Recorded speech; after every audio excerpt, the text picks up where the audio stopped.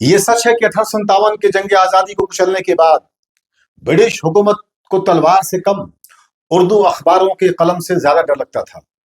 जब लफ्ज बगावत बन जाए तो सल्तनत हिल जाती है। खींचो न कमानों को, खींचो न कमानों को, न तलवार निकालो, जब तोप मुकाबिल हो तो अखबार निकालो। ये जंग सिर्फ बंदूक या तलवार से नहीं, कलम से भी लड़ी गई थी। एक ऐसी जंग जहां लफ्ज गोली से ज्यादा खतरनाक थे और ब्रिटिश हुकूमत इन अखबारात से इतनी डरी हुई थी कि उन्हें बैन करते रहे। आज हम बात करेंगे उर्दू अखबारात की, वो कहानी जिन्होंने आजादी की आग भड़काई। 19वीं सदी से लेकर 1947 तक उर्दू अखबार सिर्फ खबर देने का जरिया नहीं थे, ये रेवोल्यूशन का इंजन थे। चाहे रिवोल्ट ऑफ 1857 हो या नेशनल मूवमेंट, उर्दू प्रेस ने आवाम को जगाया, जोड़ा और ब्रिटिश के खिलाफ खड़ा किया। ये सिर्फ जर्नलिज्म नहीं था, ये साइकोलॉजिकल वॉर था। नारे, शायरी और उर्दू अखबार, ये तीनों मिलकर आवाम के जहन को बदल रहे थे। और भी जबानों में निकलने वाले अखबारात का रोल रहा, लेकिन एक बात कॉमन थी, उर्दू जबान ही रेजिस्टेंस और इनकलाब की जबान थी। आदाब, मैं हूं नूरैन खान और आप देख रहे हैं इल्मी डोज। आप देख रहे हैं इल्मी डोज, इल्म जो काम आए। ये वीडियो आप तमाम लोगों के लिए बहुत स्पेशल होने वाला है जो उर्दू के बारे में जानना चाहते हैं, उर्दू की जंग आजादी में तारीख के बारे में जानना चाहते हैं। लेकिन खासकर उनके लिए बहुत स्पेशल है जो लोग सिविल सर्विसेज की तैयारी करते हैं। क्यों?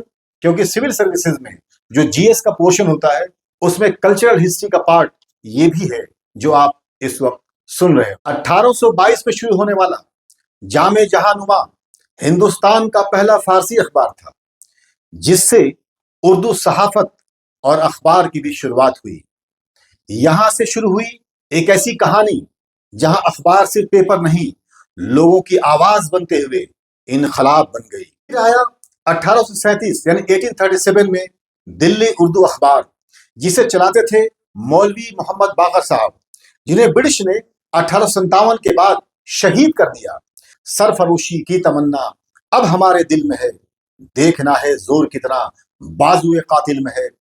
अब आप अंदाजा लगाइए कि ब्रिटिशर्स को कितना खौफ रहा होगा इन सहाफियों से, कि इन जैसे सहाफियों को भी जो सहाफत कर रहे थे, जो उर्दू में अखबार निकाल रहे थे, उनको फांसी के फंदे पर चढ़ाया जा रहा था। 1857 का कदर सिर्फ तलवारों से नहीं, अखबारात से भी लड़ी गई थी। उर्दू अखबारात ने ब्रिटिश जुल्म को एक्सपोज किया और आवाम को एकजुट होने का पैगाम दिया।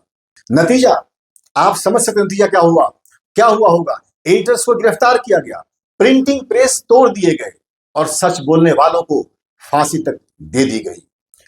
आप आगे चलकर 1903 में मौलाना सिराजुद्दीन अहमद साहब ने उर्दू अखबार जमींदार लाहौर से निकालनी शुरू की, जिसकी जिम्मेदारी 1910 से उनके साहबजादे जफर अली खान ने अपने वालिद के इंतकाल के बाद संभाली और बाद में इन्हीं के नाम से ये मशहूर भी हुई। ये सिर्फ एक अखबार नहीं, बल्कि आजादी की तहरीक का आवामी हथियार बन गया था। उर्दू जबान को सियासी बेदारी और कौमी यकजहती का जरिया बनाने में इसका बड़ा किरदार था। जमींदार एक मशहूर और इंतहाई असरअंगेज उर्दू अखबार था जो ब्रिटिश हुकूमत के खिलाफ अपनी तेज तहरीरों, इनकलाबी अंदाज और कौमी जज्बे के लिए जाना जाता था। न तलवार निकली, न बंदूक चली, कलम से ही जंजीरे गुलामी हिला दी गई। ब्रिटिश हुकूमत ने कई मर्तबा इस पर पाबंदी लगाई, जुर्माने किए और इनकी बहुत से कॉपीज को जब्त की, क्योंकि इसका असर आम लोगों पर बहुत ज्यादा था। यह अखबार ब्रिटिश पॉलिसी पर सीधा हमला करता था।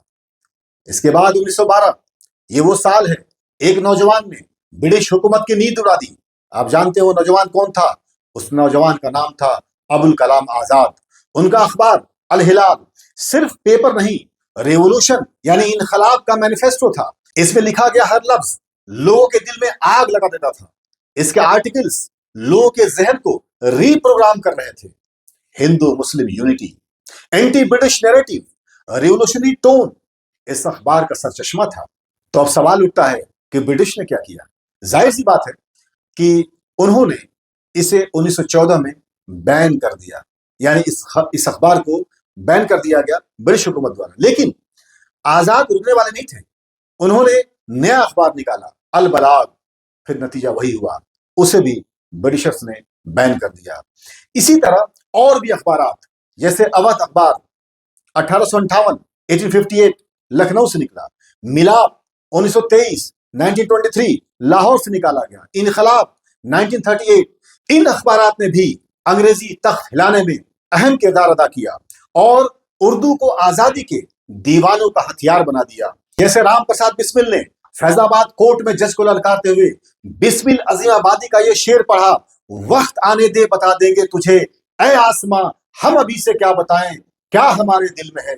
برٹش حکومت نے سمجھ لیا تھا کہ اگر یہ اخبارات اسی طرح چلتے رہنے دیے گئے تو ان کا راج نہیں چلے گا۔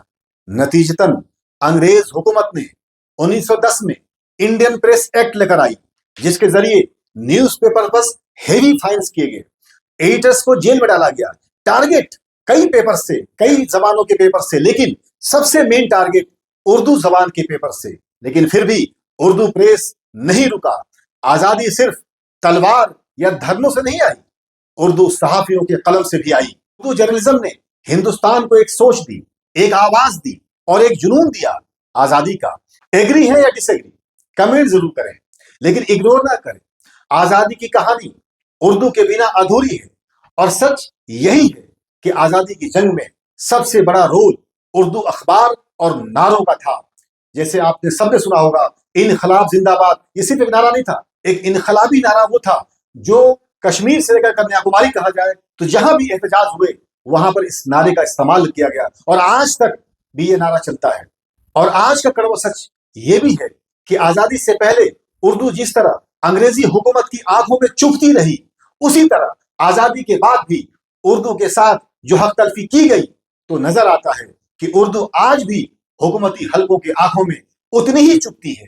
شاید اسی لیے شاعر نے اردو کا درد کچھ اس انداز میں بیان کیا ہے، وہ عطردان سا لہجہ لہو لہو ہے آج، وہ عطردان سا لہجہ لہو لہو ہے آج، اردو پہ اپنے شہر میں پابندیاں ہیں آج۔